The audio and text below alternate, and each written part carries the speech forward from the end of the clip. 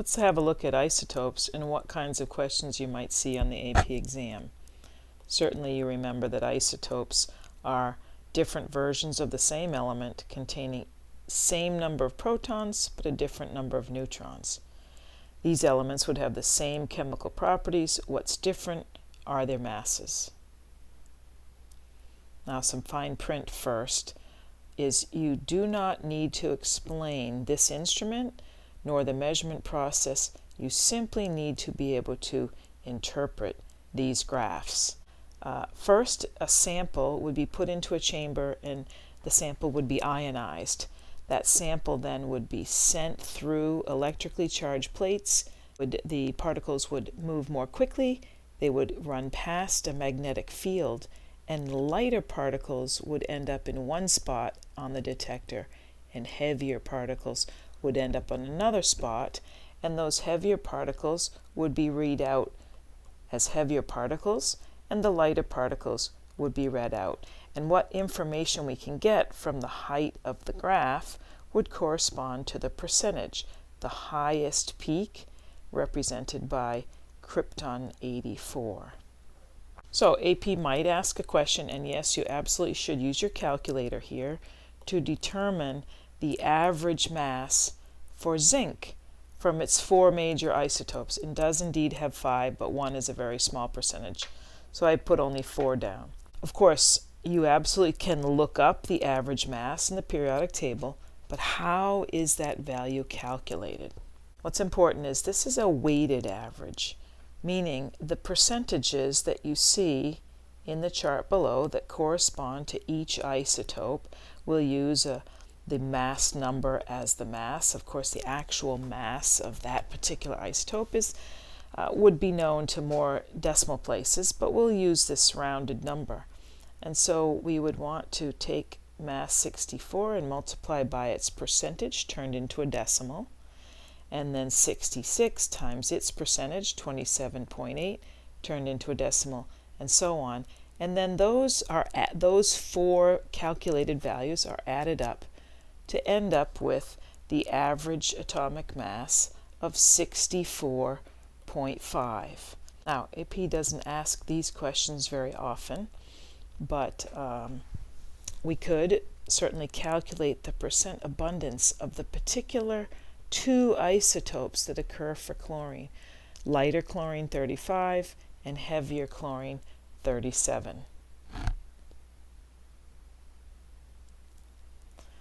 So this also would be done with a calculator generally, and so we would want to notice that when we don't know a number in math, we give a value of x. So you might be inclined to take isotope 37 and call it x percentage, and then isotope 35 and call it y. Well, you notice I don't have a y, but that's because x and y adds up to 100%, or x and y, if we consider the decimal quantities, add up to 1. Meaning if by chance x was 80%, then y would have to be 20%. Or if x was 0.8, then we know that y would have to be 0.2. So we end up with this 1 minus x, which allows us to simply put this in. Then if your algebra doesn't fail you, lo and behold, x will equal 0.25, meaning 25% of whichever isotope we named it as x, which is isotope chlorine 37. So then you can easily know that chlorine 35 would be 75%. It wouldn't matter if you had called this value x and this 1 minus x, then you would find that x would come out to 0.75 and you'd end up with the same answers.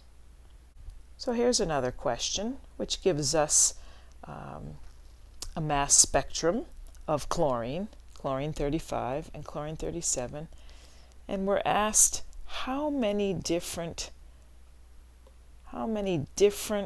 molar masses are possible for a Cl2 molecule.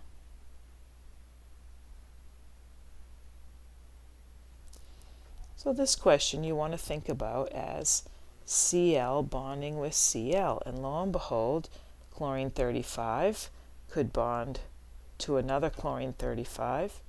Chlorine 35 could be bonding to a 37, and 37 to 37. Fairly straightforward problem.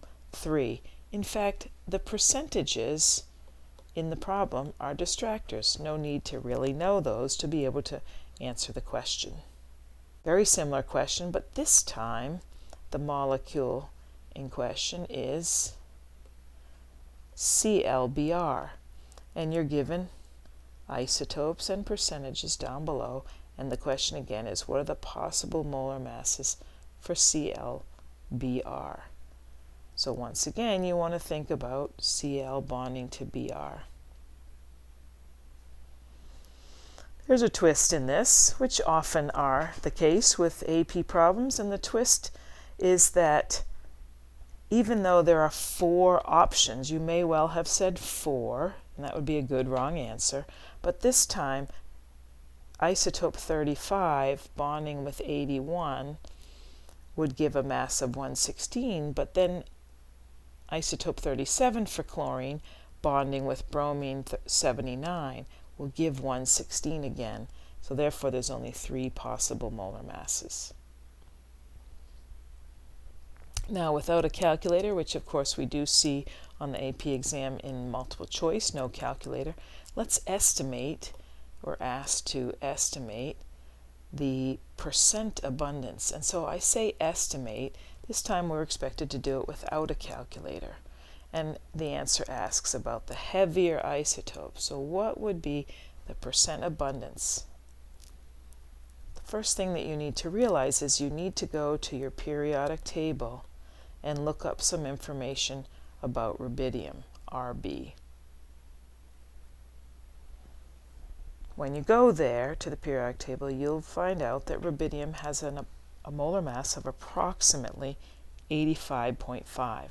Then without a calculator in hand where you could put down x and 1 minus x in order to calculate, I would recommend that you use a number line to help you estimate.